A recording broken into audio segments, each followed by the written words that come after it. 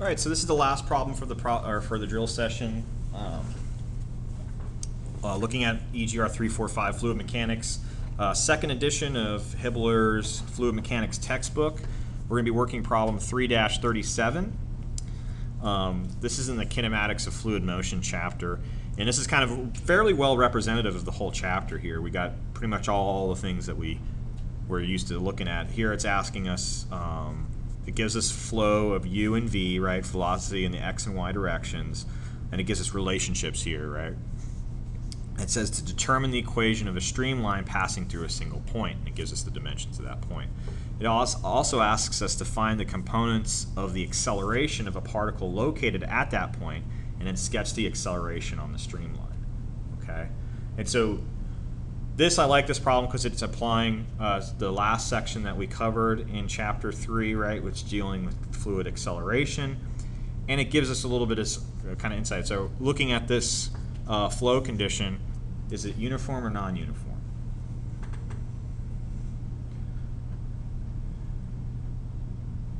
So what does uniform mean? Uniform flow. Doesn't change time, right? No. No. It doesn't change with position, right? So this is definitely a non-uniform flow, position. right? That tells you right here. There's a y there and there's an x there. So it tells you, hey, listen, this is going to change. This is going to change quite a bit depending on where you are. Is it a steady or unsteady? Steady. This is definitely steady. That one's the easy one to tell, right? If you don't see time in either of those, and that's okay. And it's okay to confuse those now, but later on, you should know the difference between uniform, non-uniform, and steady and non-steady.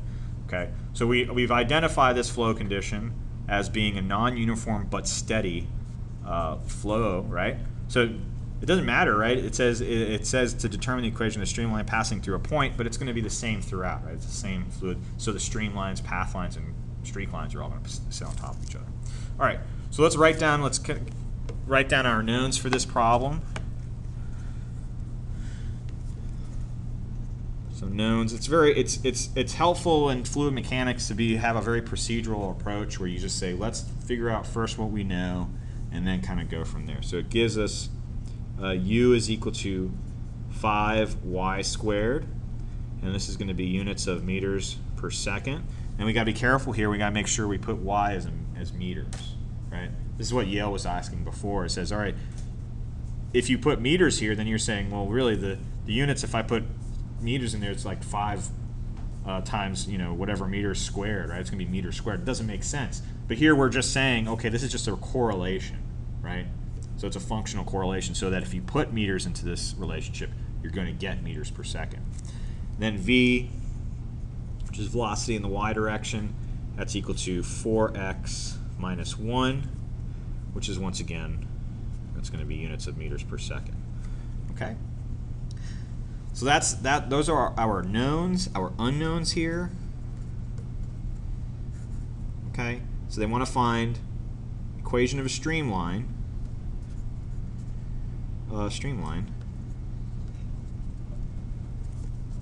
Through the point 1 meter, right? And it also wants to find acceleration, right? We can treat that as a vector at 1 meter, right? So we want to find acceleration and we want to find streamlines. Okay. All right. So those are our unknowns and our theory, right? So there's two major relationships here. Theory. What's my relationship for streamlines? dy dx is equal to v over u. Correct. dy dx is equal to v over u. And then for our acceleration, right? Acceleration is equal to, we can just kind of do our material derivative here, right? We'd say, okay, partial v, partial t, and we can write this out. Since it's only two-dimensional flow, we really only have to consider two of the terms afterwards, so we can kind of write this out, plus u partial v partial x plus v partial y, right? since w does not, the last term in the z direction does not matter, right? So this is kind of our theoretical equation, right? And the reason I left it as an acceleration in terms of a vector form is because then our v is really a vector form, right? Our v is defined by the, u and v are the magnitudes of velocity in the x and y directions. Okay, so let's for our solution.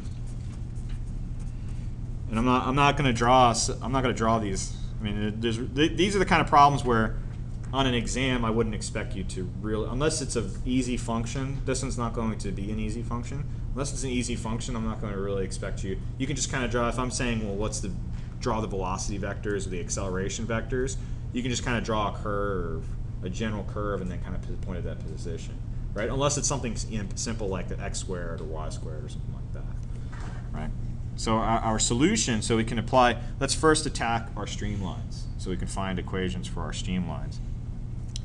So dy dx is then going to be equal to v, which is 4x minus 1, over u, which is 5y squared, right? We can separate our variables here, right? So we got 5y squared dy is equal to 4x minus 1 dx. We can integrate here. So I'll integrate the left-hand side. So what is that? That's 5/3 y cubed is equal to, and I'm just going to move the constant together on the other side.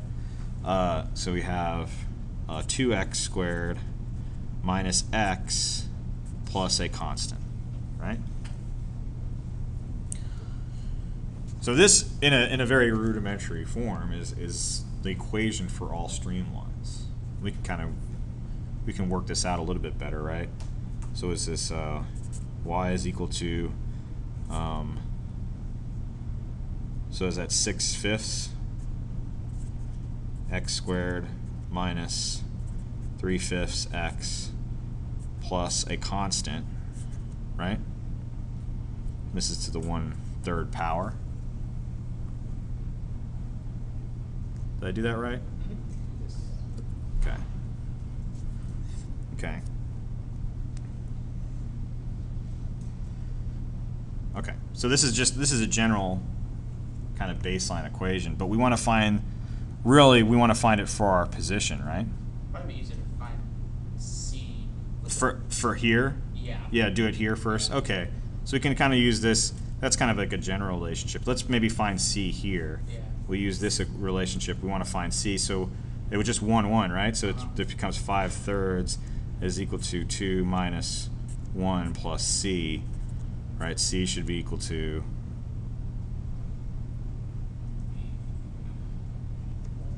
what is that equal to? C. That's going to be 6. 1 minus 5/3. Did I do that right? Yeah. 1, 2, so it would be 1. So it should be 2. Yeah, it'd be 2/3. It's 2/3? Yeah. It's going to be 5/3 minus 3.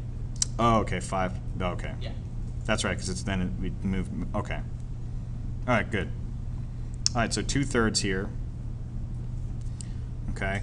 So then, generally speaking, then You just put that back into your. we can put that back, right? So then y is then equal to 1/5 times 6 x squared minus 3x plus 2, right? This whole thing to the 1/3 power, right?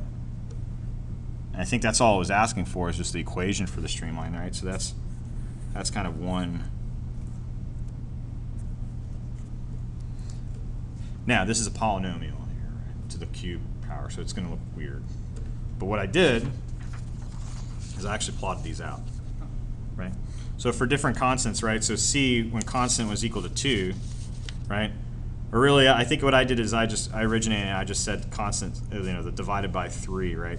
So really, constant's equal to 2 here, right? In this equation, right? This becomes the line, right? So this is just 0 to 1, right? Where it crosses through. And if you notice, here's position 1 here, and this is position 1 on the graph. right? I don't have it graphed completely equal, right? But this is one here and one here, right? And I just plotted this in Excel pretty quick before class here. And the red line represents the stream line, right? But this kind of gives you an idea of what the other flow thinks. But I wouldn't expect you to notice how, like, if you look at this equation, right? I wouldn't expect you to be like, oh, you know, it's obviously this shape here, right? Because you notice it's kind of centered on a different position here. And it actually gets really weird when you start doing it. What about some of the homework? Homework values are fine. I mean, I think it's helpful to actually plot it out, some of the more complicated relationships. But here what we're looking for is, the next part is to calculate the acceleration, right?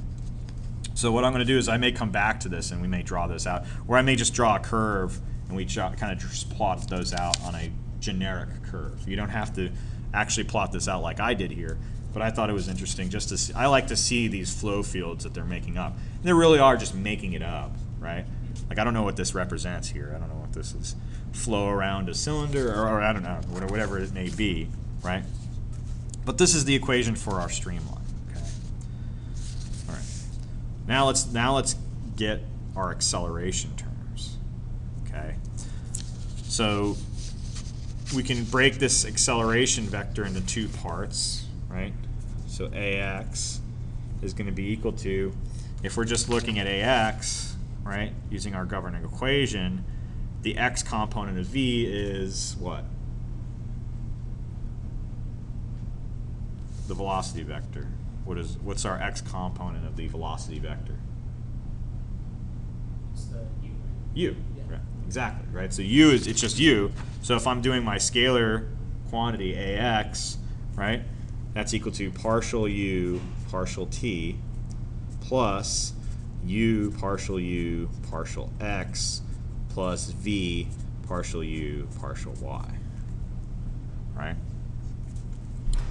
So partial u partial t is going to drop out because we're working with steady flow. Let's see, u is just a function of y, right? So this term's going to drop out. Okay, so ax becomes equal to v, which is 4x minus 1, multiplied by partial u partial y, which is, what is that? So it's 10y, Yeah, 10. right? So multiplied by 10y. Okay.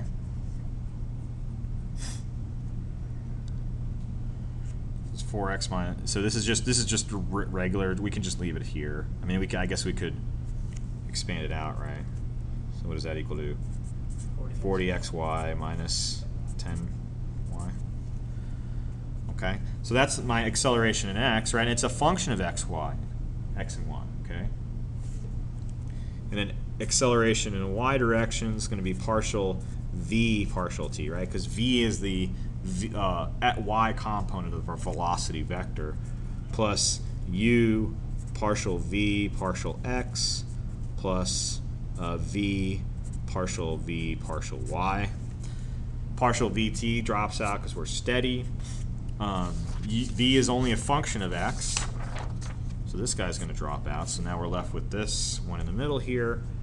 Acceleration in y is equal to u, which is 5y squared, multiplied by partial v partial x, which is just 4, right?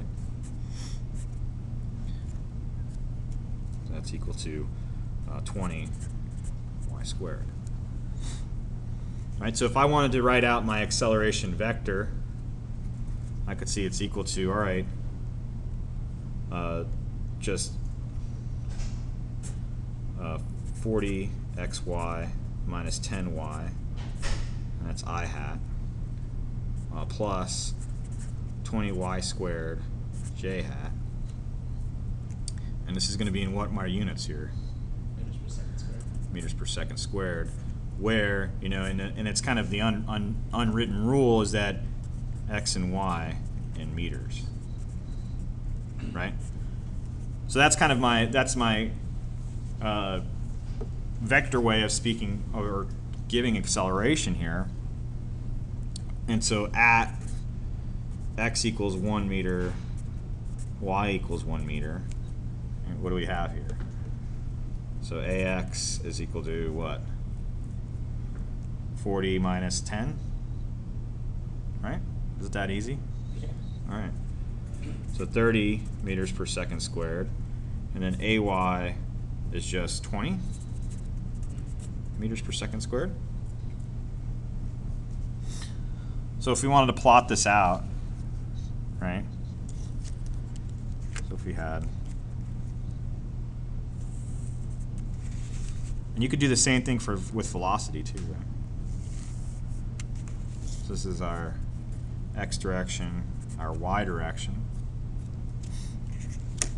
And we're kind of sitting on, right, the function kind of does something like this.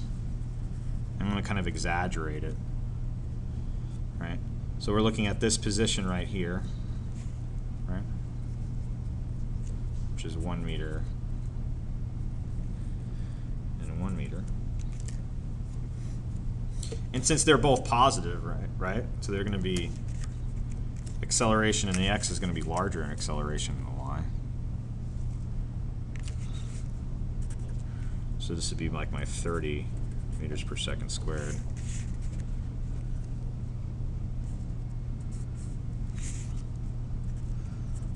Meters per second squared, right? Then we're left with really it's wanting to know,